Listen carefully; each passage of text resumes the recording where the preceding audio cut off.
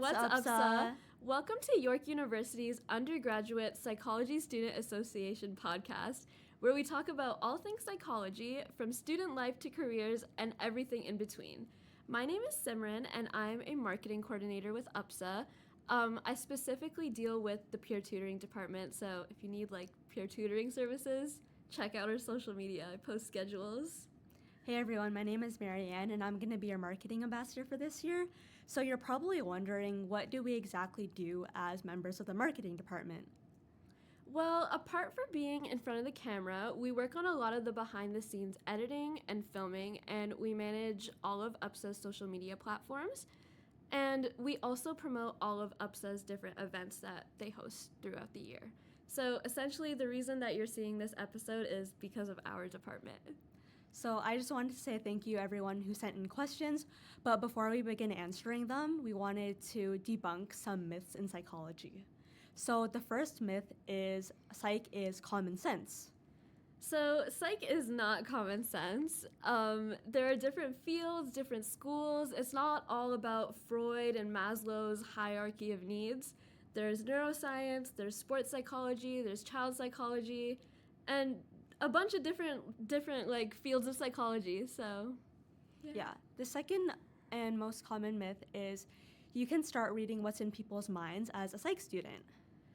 So you can't exactly read people's minds, but you can equip yourself with skills like empathy, greater ability to understand people, and a bunch of other different skills. And last, the third myth is you can diagnose people with a bachelor's degree. That is not true. Only a professional with a license can diagnose. Okay, we're gonna finally move on to the questions. So the first question that we received is, what are the pathways that you can go into with a degree in psychology? So there's a lot that you can do with psychology. I'm gonna speak on some of the common routes. If you're interested in academia and research, you can totally go into a research-focused degree. So a lot of people will typically do that by pursuing a master's degree after their undergraduate and potentially even doing their PhD. So if you're interested in exploring a certain kind of research, or you have a thesis that you did in your fourth year, you can continue to do that in your master's and your PhD. And with PhDs, some people you can do just pure research, or you can also perhaps even become a professor. A lot of the professors here at York did their PhD, and then they're also doing their own research on the side. So if you're interested in pursuing higher education and doing research in labs, then definitely look into that. Another common route is clinical/counseling. If you want to get into psychotherapy, you want to do counseling, or perhaps even become a psychiatrist, you can go into that. However, I do want to mention that each different kind of counseling job entails different requirements. So if you want to become a psychiatrist, that is a doctorate degree. And so just consider the funds, and also consider that the time you need to spend in order to fulfill these requirements when you're deciding on what you want to do. However, I wanted to mention that academia and counseling are not the only things that you can do with psychology. You can also work in applied positions such as HR and marketing, and you can also go into forensic/criminal psychology, and I know a lot of people who go into law as well. So if you're interested in that, don't be scared that you think you can't get into that with psychology. Psychology actually opens a lot of opportunities for other things that you can do in the future. Mm-hmm. And it's totally a lot of information to take in. There's so many different paths that you can kind of go to. It's really easy to get confused on what courses you need to take to go into the career of your choice, what levels of schooling you have to complete to go into the career of your choice. So a good resource that you can use to kind of help you with that and make things a bit easier is York's Career Center. So they offer drop-in advising, career webinars, and they even have one-on-one appointments. So if you really want a good breakdown of the path that you need to take, they're a really good resource. And another good resource that you can use is the psychology major maps. We'll have the link for that in the description, so you can check that out. Okay. So the next question we have, and personally I think this is a great question, it is, how do you avoid burnout during the school year? Do you want to go over a few tips? Yeah, so you can use campus resources like UPSA's events to kind of relax and chill your mind. You can use the York University Psychology Clinic. We have psychotherapists in the Behavioral Science Building, room 104. You can also block rest time, not just study time. That's a really important one because it's so easy to kind of get caught up with like studying that you don't like block off time for yourself. Yeah. Like I know I do that a lot. Like I'll schedule like purely study time and I'll just go like right through everything and I won't leave any like time for myself. Yeah, personally, how I like to de-stress after a long day of school is I like to go on a run. Exercise for me is a big thing. How about you? Is there anything that you like to do to de-stress, to avoid burning out from school? Probably just like watching whatever like TV show is like airing. That's a really good like I can just turn my mind off and just like zone out and just watch. Yeah, I feel you.